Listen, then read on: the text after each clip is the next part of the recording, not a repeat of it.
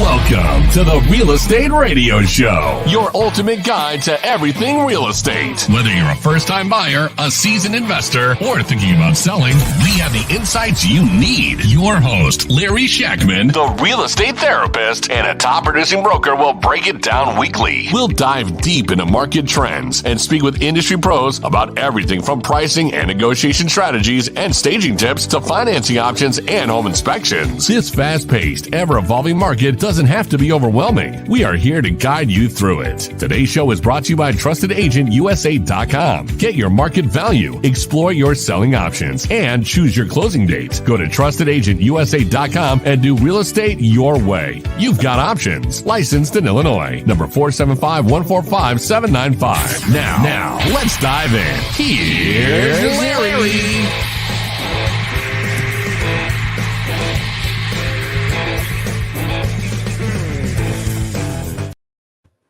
All right, everybody, welcome back. You are listening to or watching the Real Estate Radio Show. We're being joined today by Patrick Loftus of Loftus Law. Patrick, what's up? Hey there, how you doing? We'll get to that in a minute. So we are going to label this show the day after the day after, because we got a lot to talk about in terms of the election, right? What happened and how is that going to affect specifically the real estate market? I mean, bottom line is whoever got elected one way or another, it's going to affect markets, one of them being the real estate market. First question I have for you, Patrick, is this. So the day after the election, Wednesday, the stock market had a 1,500 point or thereabout run up, which was the largest run up probably in the last, I don't know how many months or years maybe. Why? And the reason they said they're so excited is because they're anticipating a great outlook in terms of the economy because Trump's coming into office. And this is not, by the way, about whether you like Trump or whether you like Harris or whoever team you're on. It's just about facts. So why are they so excited about the economy? Because Trump is coming into office. What am I missing?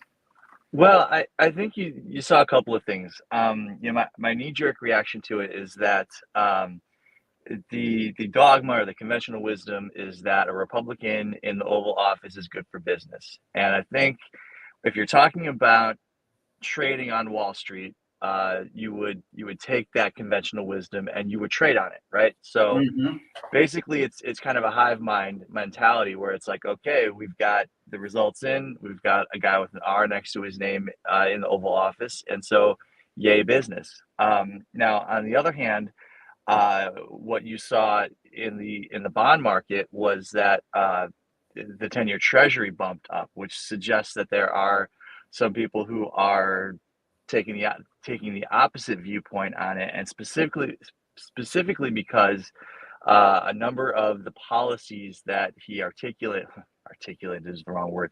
Number of policies that he discussed in the run up to the election are pretty obviously inflationary. 20% tariffs, and whether any of these things ever happen is, that's up for speculation, and that's exactly what we're doing. But tariffs are going to be inflationary.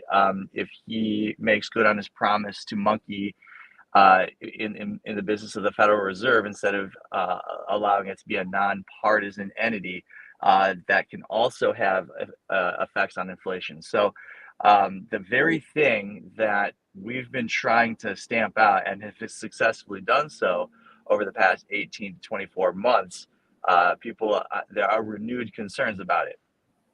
Yeah, so let's really drill that down a little more, because I was thinking the same thing that you just articulated, and that is, so the investors are worried about inflation because of tariffs. So as a result of that, the bond market is getting hit. But at the same time, the stock market and indexes exploded. So, and as a result of that bond market, you know, you can expect mortgage rates to start ticking up. They did. Because, yeah, and they did. So Yeah. the 10-year treasury is what, and bond markets are what mortgage rates are tied to. It really doesn't matter, correct?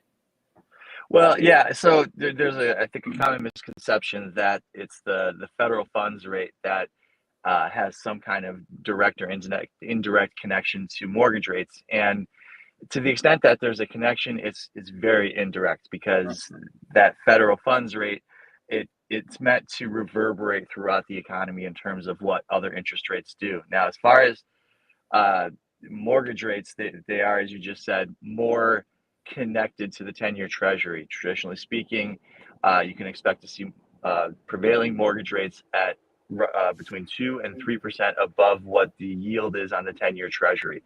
Mm-hmm. More recently, it's been closer to that 3% number. The conventional wisdom was always that, hey, it's wherever the 10-year treasury is at, you can generally expect +2 are your prevailing mortgage rates. Over the past couple of years, with the inflation that we were having and that we are now not having anymore, it's been closer to 3. So they're essentially the folks who have influence on this, the investors, the lenders, and so on and so forth, have said we have to price in additional risk, and for whatever reason.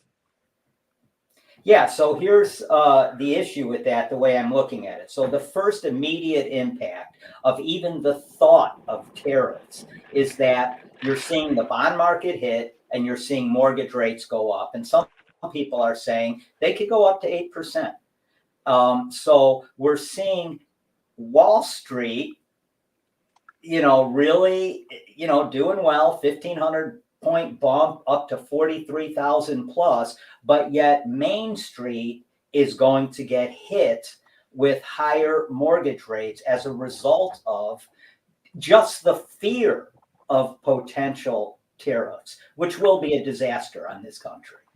Well, I think so. My take on my non-expert take on what happened on Wall Street yesterday is it was a sugar high. It was a shot of I don't get it. Whatever. Well, Wall Street ultimately is people, right? And so all these people, they go, hey, our guy got elected, the letter R guy got elected. That means good stuff for us, and so they trade on that, and everybody looks at it and they all pile in.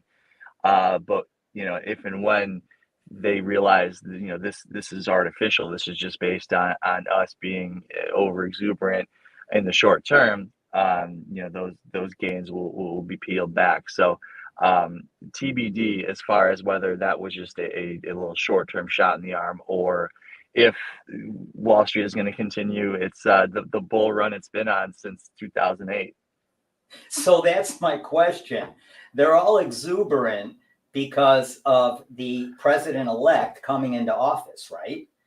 But did I miss something the last 48 months when we've gone from 19,000 to 43,000 on the stock market, from 9% to 2.1% inflation, and a bunch of other dynamics I could mention over the last, like I said, 48 months? What? You're not missing anything. Here's your problem, Larry, and this is a problem you have to work on. But you're looking at data, all right? Yeah, I don't. That's not what the vast majority of human adult voters in this country are looking at.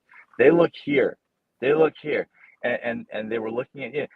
Look, you're gonna get me going here, and it's not gonna be pretty, and then someone's gonna cancel me. But because look, all right, stop myself. Okay, so look, despite the fact that 48 months ago we were all locked down and we didn't have a vaccine, and the world was completely topsy-turvy in turmoil, the fact is that we all had more I don't know if someone's saying some, most of us had more money in our pockets at that point because we didn't have anywhere to spend it. And there was all this money that got injected into the economy. And then some time has passed and the world has gotten back to more of a normal scenario. And people are going, all my savings is gone because I kept spending the way I was spending when I had all that money, that much more money. And so it really is, in my opinion, among many, many factors, it really has to do with the prevailing circumstances and people's emotions and feelings. That really that can be the only explanation, because otherwise, you and I are seeing the same thing everyone else is seeing. Well, not everyone, because he won the popular vote by a lot. Yep. So not everyone. And there was a Wow. huge red tsunami. Regardless of what anyone wants to say, that's the facts, folks. We can't turn away from the facts wherever they pop up. Now, a friend of mine, Petey Fish here, said a possible run-up on the stock market was a lot of money on the sidelines that was deleveraged and came off the sidelines, came into the market. I believe that's what he's saying. So that could be a reason for it too. Sure.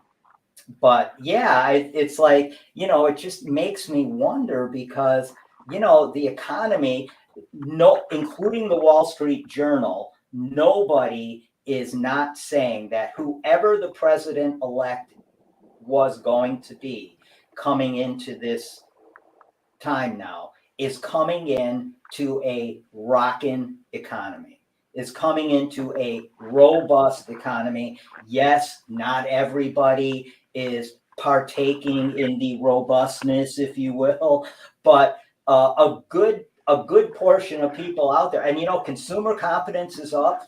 People bitch and complain about inflation. However, consumer spending is up. So there's a lot of divergent numbers that are, butting up against one another that just simply do not make any sense at all. Not to me.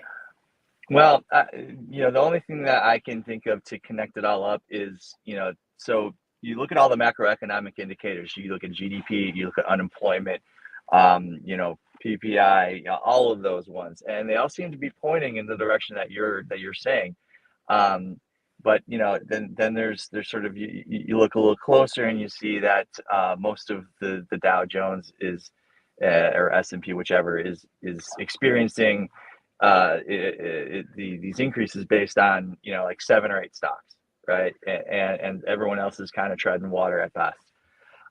So where I'm going with that is income inequality, right? So if GDP is increasing by 3%, that's a good year, generally speaking. There, at least that's what they would consider that a good year. If most of that money is going in the pockets of the wealthiest people, the rest of the 99.5% of people are going to be like, I don't get it. Where's mine? Where is mine? And I think that was a big part of what we just saw, is that I ain't getting mine. I don't care what your numbers say. I was never good at math, and I'm not interested. The only numbers I'm interested in are my bank account balances, and they ain't where I want them to be. How much do you think? A lot of people are pointing to this Joe Rogan interview that Trump did for 3 hours, which I think is ridiculous. I don't want to hear anyone talk for 3 hours. Least of all Joe Rogan and whoever the hell else he has. I don't care who it is. Harris, Barack, Nobody. Trump, anybody. I do not need to hear you talk for 3 hours ever. So was that a mistake for her not to go on and just acquiesce? Because apparently there were about 38 million people that tuned into that, most of them younger voters. And I'm just curious, was that a mistake, or would it have mattered? Look, we can Monday morning quarterback that all day long. I mean, was it a mistake? Sure. Apparently it did sway some people. So to that end, if whatever she did instead did not provide as much value as taking the 3 hours to go sit down with him, then yeah, I suppose from that standpoint, you would view that as a mistake. You know, I don't. The answer is I don't know. There's no data as far as as far as I'm aware that would show you one way or the other. But you know, you ultimately there's only 24 hours in every day, and you know they made a strategic decision to do something else as Yeah. opposed to sit down with Joe Rogan, and you know. I guess that had some influence, which is, you know, another disturbing thing about this country that I've just learned recently. Yeah, it's crazy because the littlest things can turn an election now on a dime. I don't think it has a lot to do with substance, but you know, here's the bottom line.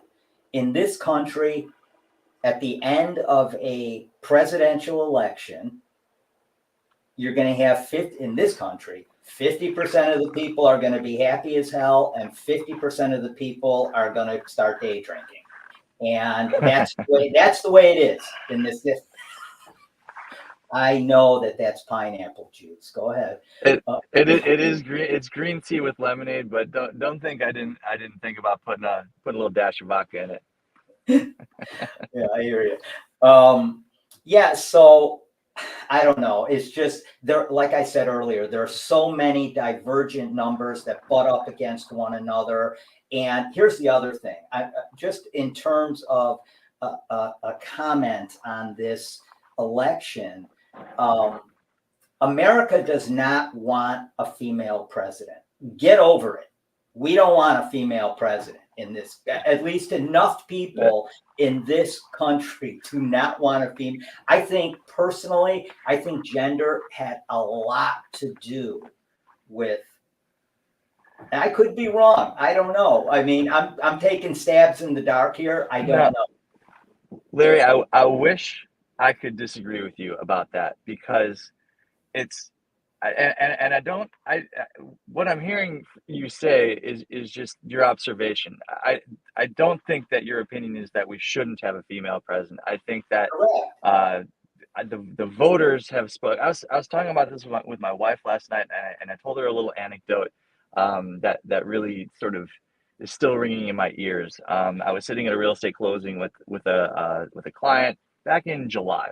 Mm-hmm. And we were talking about the election, and you know we're both, you know, enthusiastic about Kamala. And you know I said one thing, and this has always been sort of, you know, bugging me, and I was convinced that I was overreacting, but now I think that I was not overreacting, and that is, I don't necessarily trust the American public to not be sexist. And what my client said to me is, yeah, you know, my late husband, he would say things like, you know, I just don't like, I can't stand the way she talks, or I can't stand hearing her talk.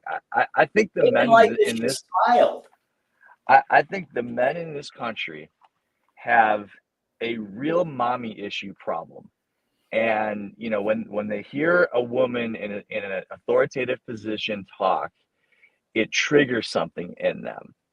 And so, you know, I was convinced that, you know, maybe it was just a Hillary thing, because we all know going back to the 90s how polarizing Bill was, and she had all of that baggage dating all the way back to his presidency, and that's what I used to convince myself that I was overreacting to the possibility. But yeah, I hate that I feel that I was right about that, because it disgusts me that is the case. Listen, I'm going to agree with you on that, and I'm sure there's people watching, listening that may not agree with us on that. The reality of it is that, look, we all have opinions, but the last two women that were probably the two most qualified presidential candidates that have ever run for office, the last two women. Seriously. And they got trounced. Well, Hillary didn't. She won the popular vote, but I got to tell you, I was shocked that the Republican candidate won the popular vote by as much as he did. I was blown away by that. Yeah, It's disappointing, and it's not based on qualifications. Let's be honest. You know, you look at both of their CVs, and you know, if you were hiring someone for a role at your company, there's only one obvious choice as to who you would hire, unless you're hiring for president, apparently. So it has to be something else, right? And you know, I think it's, you know, a number of factors. I think the sexism factor. I think the racism factor was also there. And I think that people, you know, they compared their bank balance on November 5th, 2020 to their bank balance on November 5th, 2024, and they punished the candidate with the D next to their name because the second one is lower than the first one. And is it though in most cases? I can tell you mine's not. You know, and you know, what else can I say? I mean, you know, the last 4 years have been good to me. And what else is there to say? Yeah. Yeah, it's all pretty perplexing, but the point I wanted to make more than anything about Wall Street is that the initial reaction is a hit to Main Street and another success for Wall Street. And I'm happy when Wall Street is up. That's awesome. But if it's at the expense of Main Street, then that's not good, because at some point that will affect Wall Street. Yeah. My take only.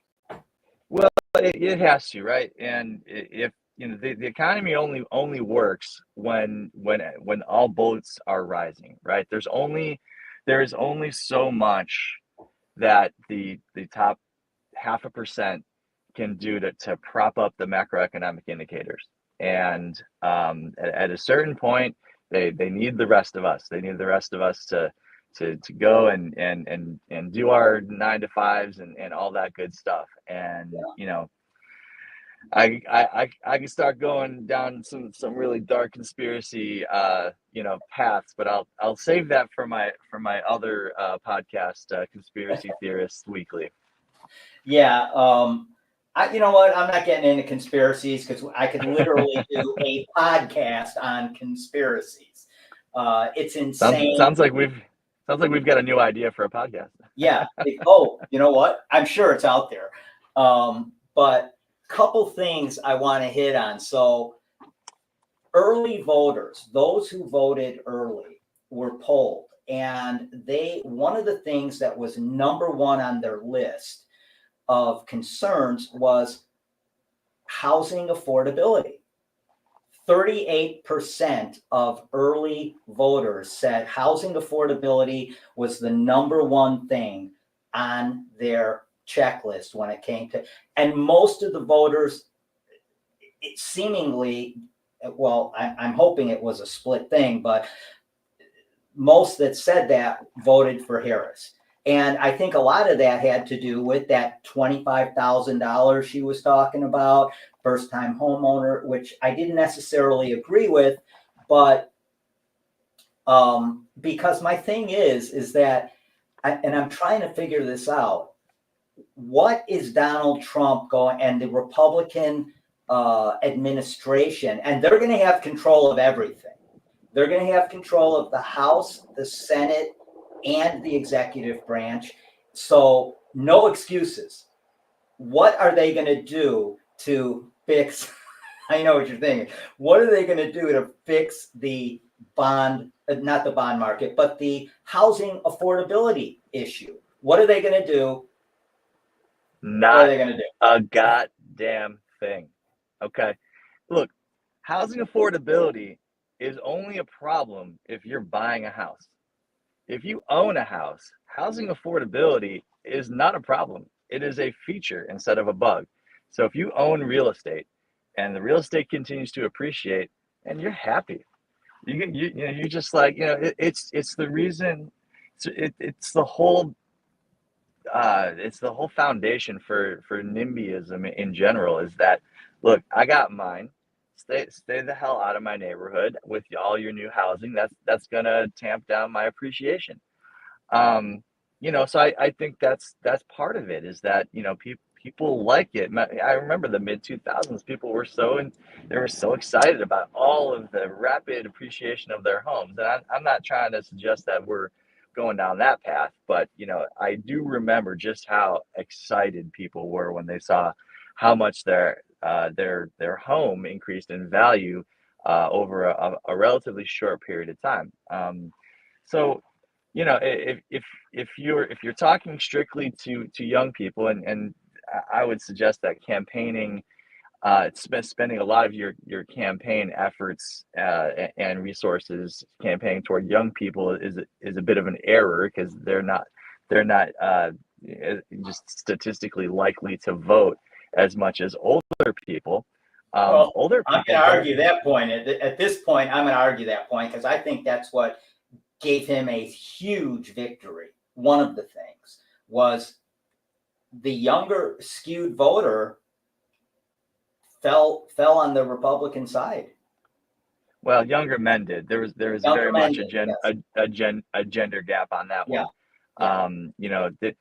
Great. And I think that a lot of that goes back to our earlier point of having mommy issues.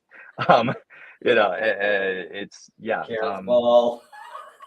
I mean, I'm sorry. It's just the American public has demonstrated its disdain for a woman who is in a position of authority twice now. Yeah. And again, that's not based on my feelings. The data is there. It's been laid bare. I think there might be one woman that could potentially get elected, but I'm not even sure. And I'm not going to invoke the O word because it's just going to piss people off if I start bringing that up again. But I think she's the only one that could potentially win a presidential election. I don't see any other woman out there that can do that. I don't know. I don't know. Time will tell. The Democratic Party is going to have some really, really introspective conversations with itself about where do we go from here? Who do we want to turn to as far as to lead us going forward? Because it's been determined that Biden's too old. Whether Kamala is a viable candidate going forward is not clear to me. And so is it Pritzker? Is it Pritzker? Is it Newsom? Is it someone else? Jeff Jackson in North Carolina is popular. He's going to be busy as the AG there. Are there other who are going to be the fresh faces? What about John Kasich in I forget where he's in, Kansas or somewhere Dorothy is.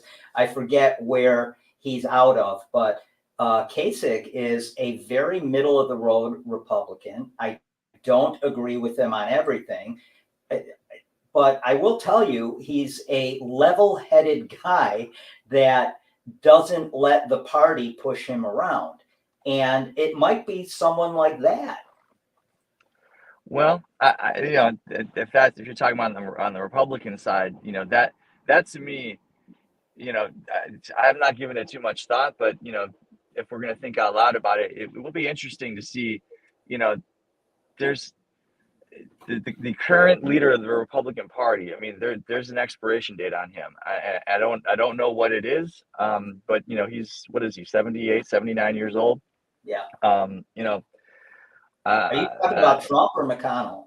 Well, McConnell, he sort of got sidelined by Trump. I used to Where's that going? Where's that going, and how's that going to affect policy? Well, so here's what I'm wondering out loud. As far as this will be the swan song of the cult leader that is Donald Trump. Whether or not he's able to exert influence behind the scenes after he's done with this second term, assuming we don't have anything completely catastrophic like wiping out the 2-year term limit, but even so, he's going to be 82 years old. There just isn't that much time left for him to be any kind of effective leader. So, Right. where does the Republican Party go next? Do they back away from MAGA, or do they double down? Is this Project 25 thing going to get, completely implemented, and we're going to gut the federal government, and it'll just be a mere shadow of itself, and these are questions that are going to have to be answered, because the people that are setting the wheels in motion on this thing are not, they're not going to be around to see it to its logical conclusion. Yeah. Let's take a 30-second break. When we come back, though, I want to talk about what some of the policies that are being discussed are going to have an impact, not only on the housing market, but on life in general in America for a lot of people. And we want to talk about that. We'll be back in 30 seconds. Welcome back to Real Estate Radio, sponsored in part by TrustedAgentUSA.com, the ultimate real estate matchmaker, saving you thousands. Now back to Larry, the real estate therapist.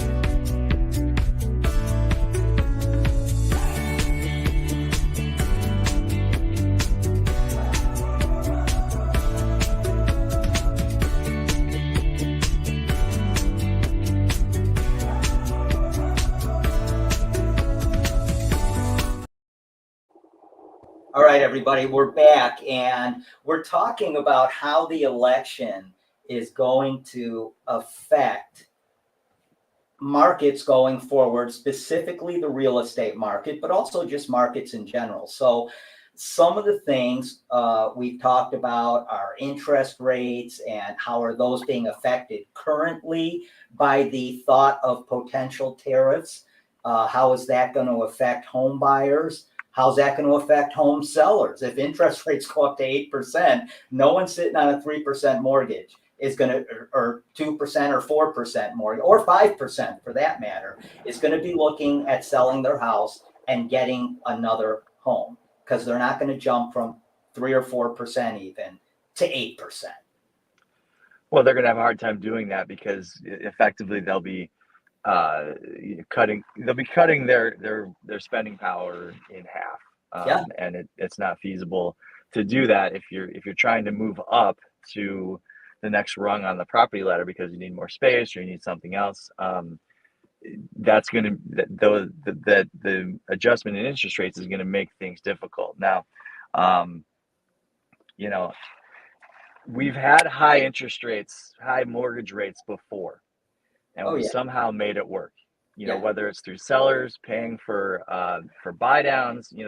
I often say if you want to see what the future has in store for sellers, take a look at the kinds of things that home builders are offering in terms of incentives and financing and whatnot, because they above anything else have to move that inventory they have as quickly as possible, because they know paying interest is not a good, the more interest they pay, the less profit they make, and they're not using their own cash to build those homes. And some of the things I've seen offered by home builders are steep buy downs. We're talking about $25,000 toward buying someone's interest rate down, and in that way they're able to move inventory. Now, there are some unique aspects of new construction that allow them to do that, where it's not necessarily feasible in that at that magnitude to do that in the existing home market. But I could certainly see sellers, if the market attains more equilibrium, I could certainly see sellers starting to offer, I'll pay $5,000 toward buying down your interest rate or different things. So the market, there's enough clever people that the market will adapt to those higher interest rates, in my opinion. Yeah. So I often will suggest to sellers in a market like this that one thing you can do is buy down an interest rate. Do a 2-1 buy down. Do a 3-1 buy down. That's going to really speak to buyers when they're out there looking for a home, but are kind of put in this box because of interest rates. Now, one thing we haven't talked about is, so, there's a lot of talk about these dystopian policies that are going to be coming into play here if Trump were to get elected. And now that he's elected, everybody has, or a lot of people have taken a look at Project 2025. They have heard a lot about all this stuff.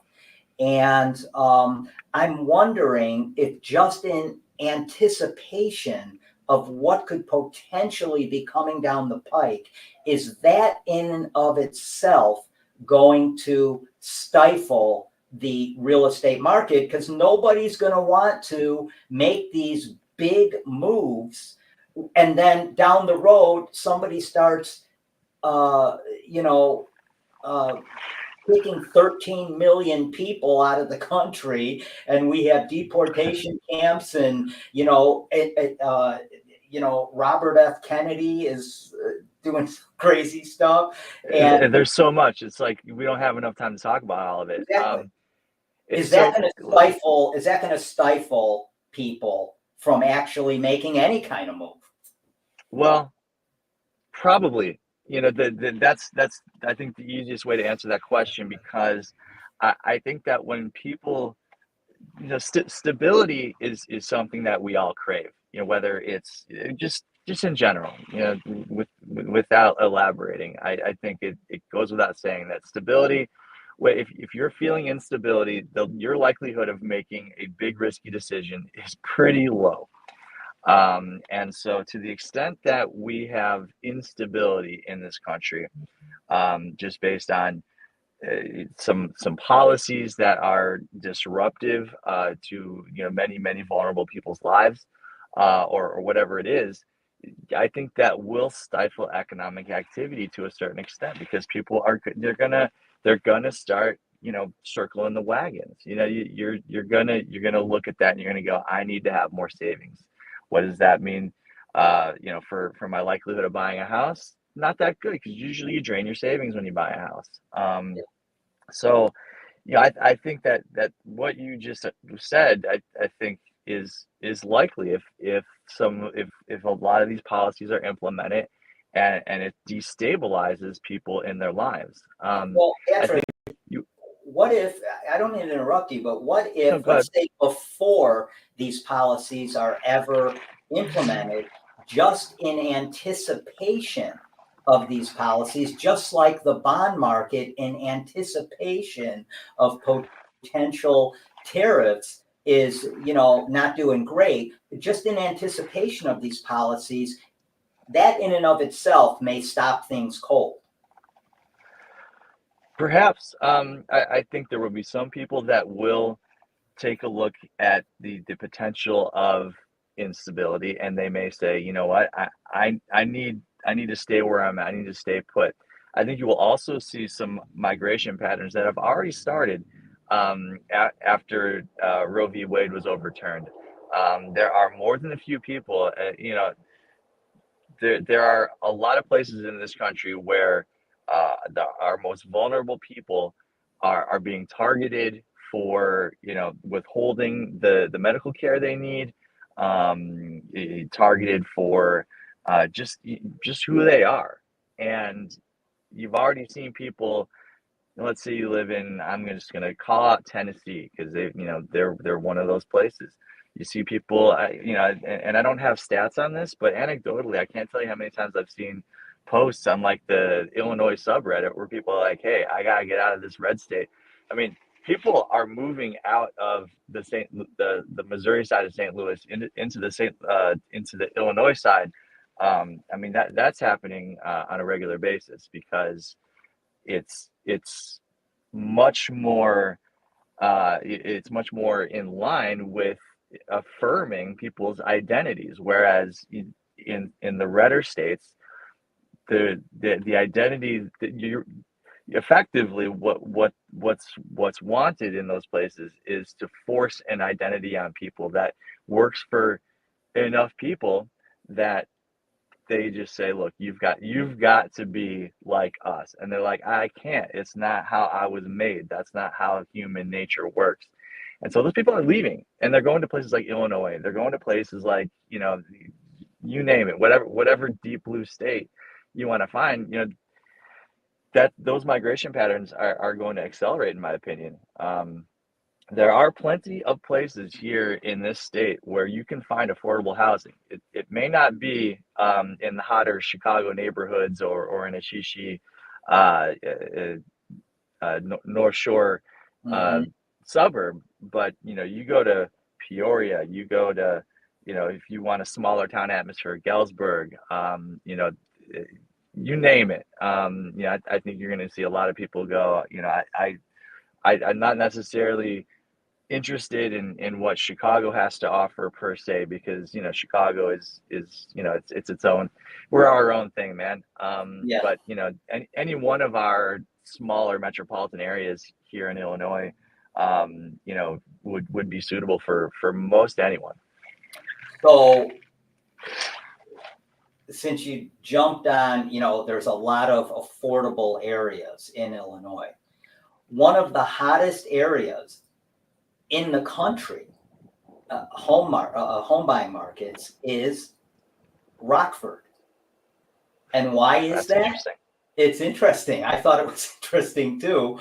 But so Rockford is like number 4 in terms of one of the hottest markets, according to Realtor whatever.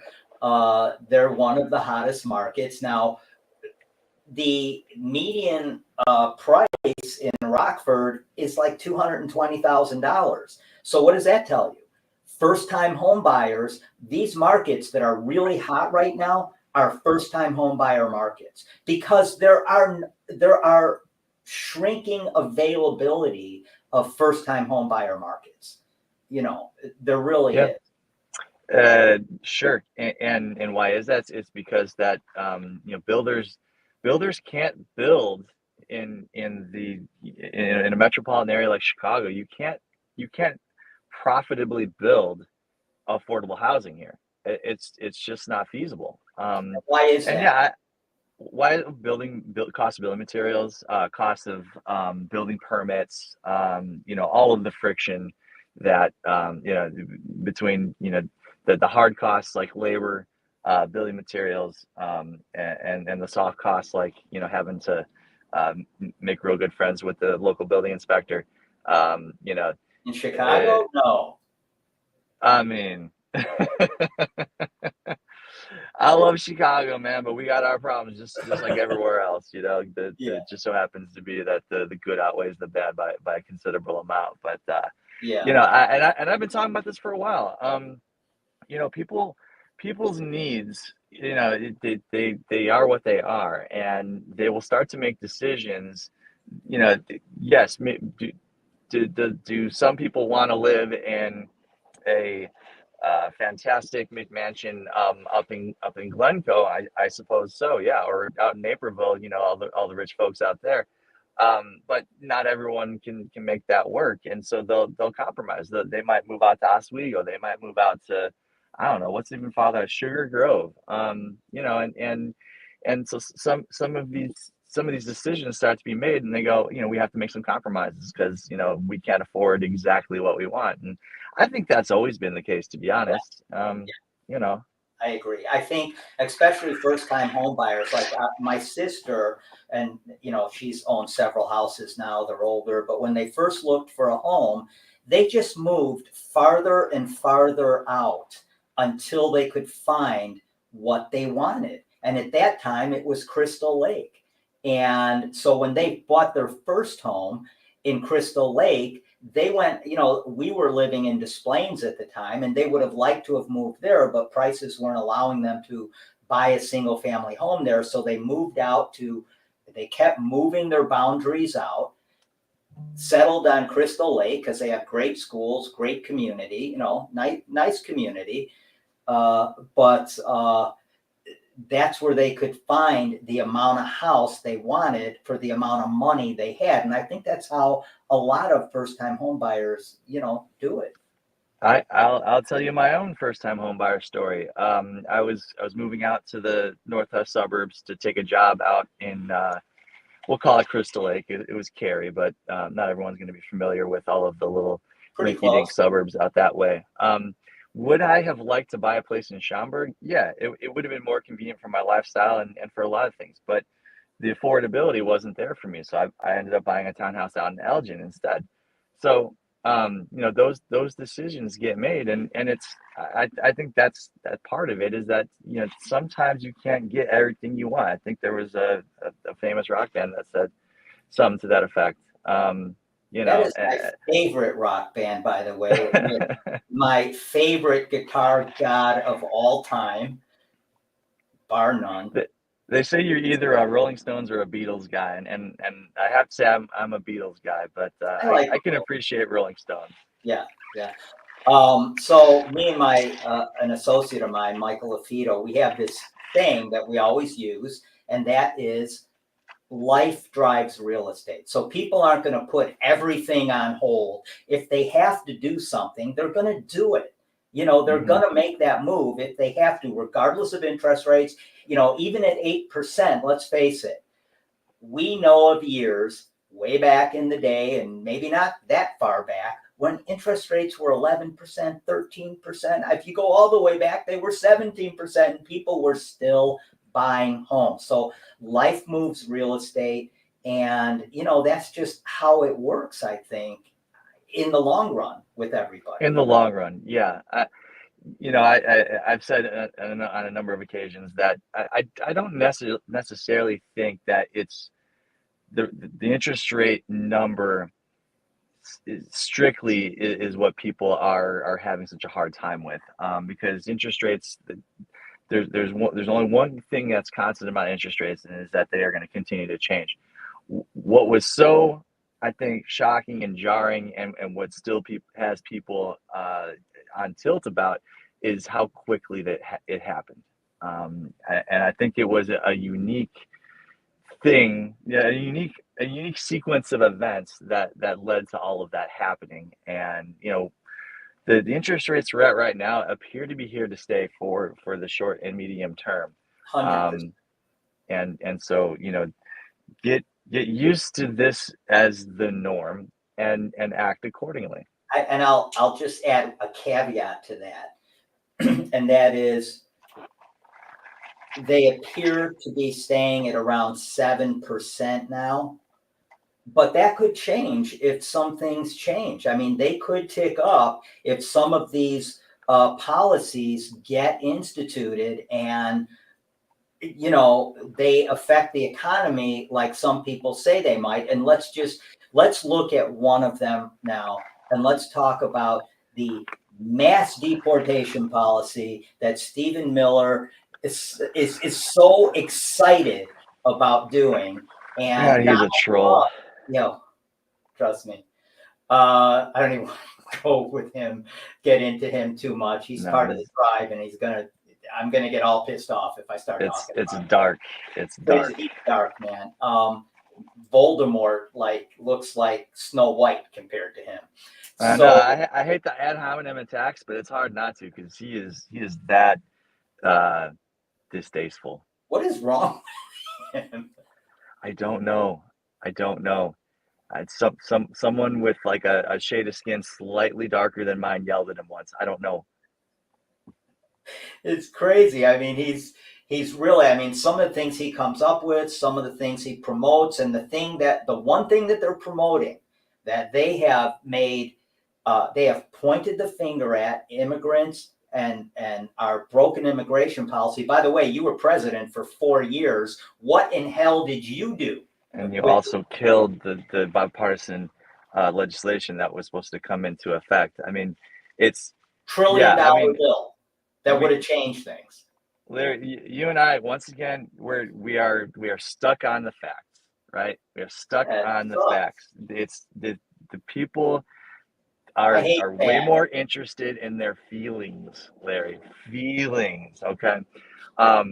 Because the fact is, if you deport, let's use their numbers, between 20 and 25 million people, you are going to crash the economy, and it's you are going to see a 10% reduction in GDP.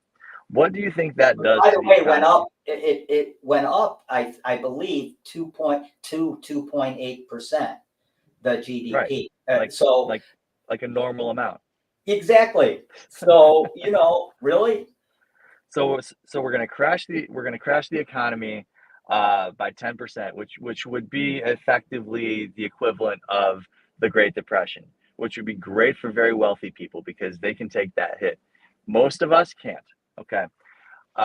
So you're going to crash the economy. You are going to at the same time increase the cost of goods because the labor that you will need either won't be available. Okay, so we'll have a shortage of goods, or it'll be so expensive that those goods will increase in their cost. So crash the economy, that sucks. Increase the cost of goods at the same time, also not good. And it's the opposite of any rational person's idea of how to grow an economy. And it's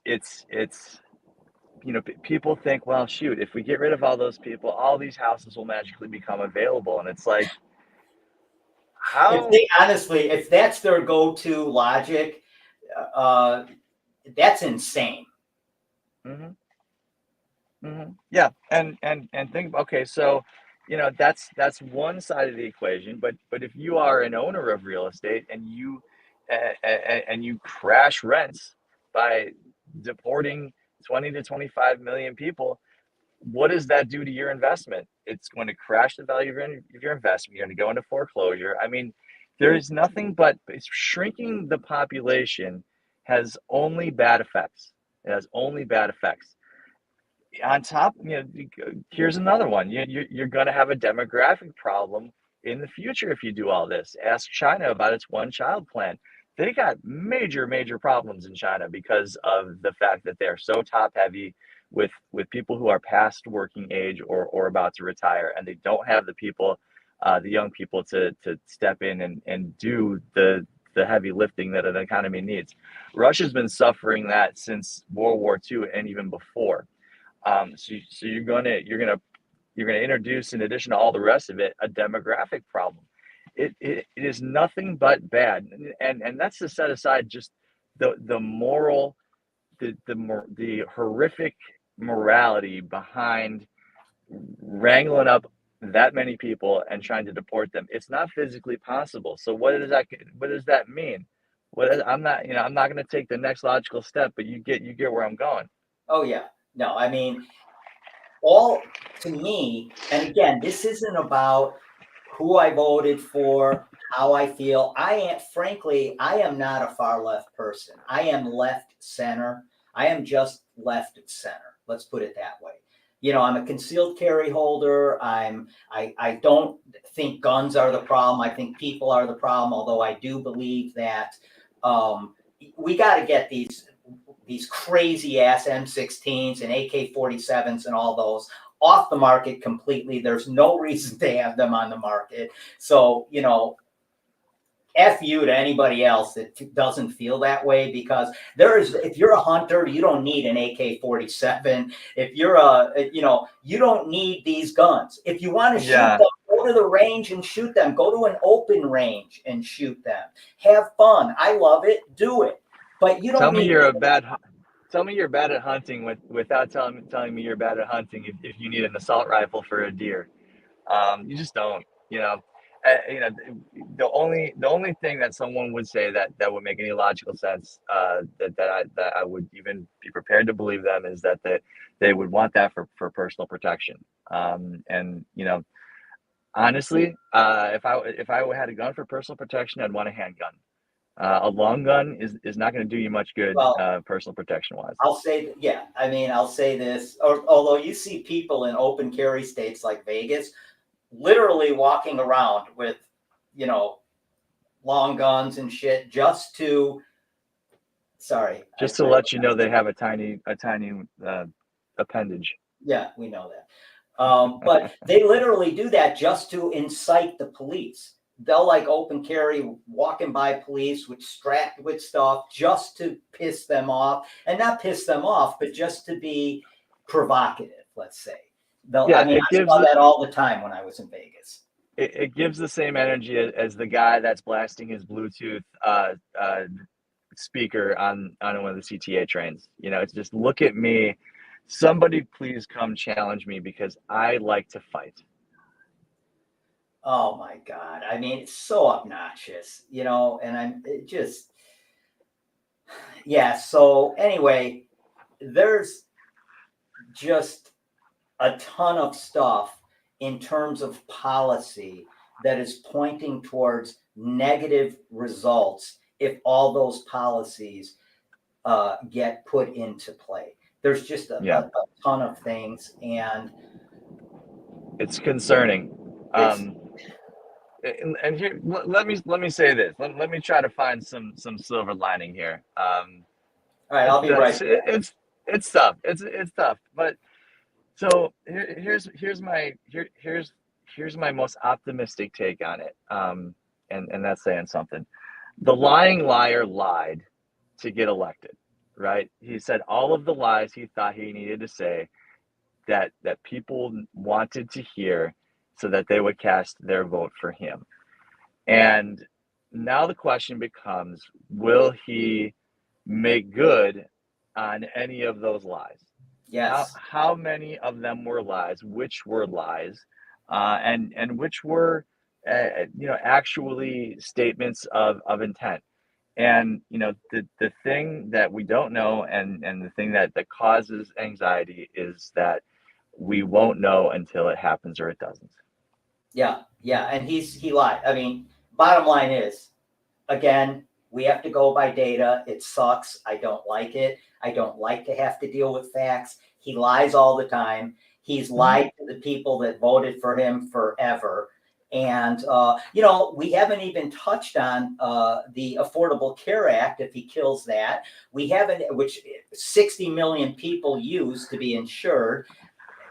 We haven't. He's got concepts of a plan, Larry. It's going to be fine. So we haven't touched on that. We haven't touched on how is all this going to play out on the bigger stage in terms of geopolitics with Europe, with Russia, with Ukraine, with Israel. I mean, there are so many things that are in this. My heart goes out to every Ukrainian and every Palestinian who is effectively going to have the support that we've provided withdrawn. If what and I on that end, I believe him. I believe he's going to do all of that because that is consistent with what he did in his first term. Is he going to pull out NATO? I think he'll talk about it. I don't think he actually will because it wouldn't make any sense to do that. I mean, that's I'm assigning him a trait he doesn't necessarily have, which is sense. But it's I don't know if it would go that far, but the idea that we will heretofore no longer support Ukraine, no longer he said it himself, and he's happy to let Netanyahu finish the job, as he said, which is horrific. Yeah. I have a lot of thoughts on Israel and all that. That's another whole freaking show. Yeah, that one's very complicated. There is no side to take that you can say I have an unassailable view on this. So that one is a third rail all day long. Yeah.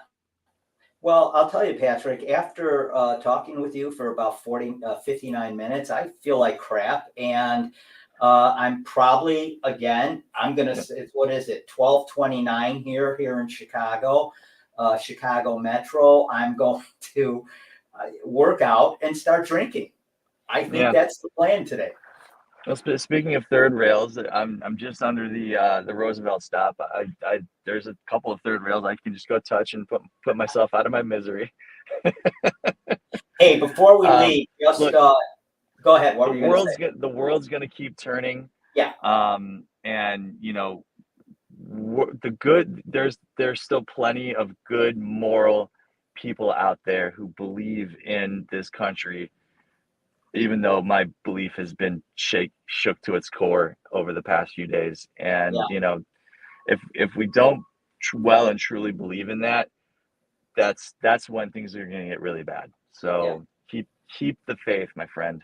Yeah, that's all we can do, and I will, and I know you will too. And I hope things work out well for everybody. But how do people get in touch with you if they want another therapy session like this? Oh my God! If I don't have a complete mental breakdown, come follow me on social media, where I don't talk about politics at all, to be honest. Yeah, neither do I. Because it gets too heated, and that's I'm trying to run a business after all. Right. Find me on Instagram, Loftus_law. Find me on TikTok, Loftus Law. I post every day, and if you are interested in real estate content, that's where you go find it. Yeah. Patrick is an awesome real estate attorney. Get in touch with him. Do you do any other kind of law? I've niched down, and I'm specifically a real estate lawyer. Now, that said, if people find me to be a trustworthy sort, I have a broad background in many different areas of law. I can probably give you an idea on a car accident, or certainly I can lead you in the direction of a talented estate planning lawyer. I've got a big network, and if you want to find other lawyers who do other kinds of law who have the same similar philosophies and client-centric approaches to the practice of law, then reach out, and I will connect you with someone in my carefully curated network. Awesome. All right, man. Have an awesome day, and stay safe out there. Stay positive, and we'll talk again soon. Hang in there, Larry. It's going to be okay. It's going to be okay. All right. I'll see you later. All right, man. All right. All right, everybody. That was Patrick Loftus of Loftus Law. He's a real estate attorney. He doesn't dabble in other things. He is specifically a real estate attorney. So if you're looking for a great attorney, give Patrick a call. And it has been awesome having you guys join us today. And we're going to be back next Thursday with another great guest. So be sure to tune in every Thursday, 11:30. And we will see you next Thursday. Thanks for joining us on Real Estate Radio with your host, Larry Shakman, the real estate therapist and top producing broker. Now, go to trustedagentUSA.com and save thousands when you sell, buy, or invest. Illinois license number 475145795. Tune in next week for the ultimate real estate radio experience.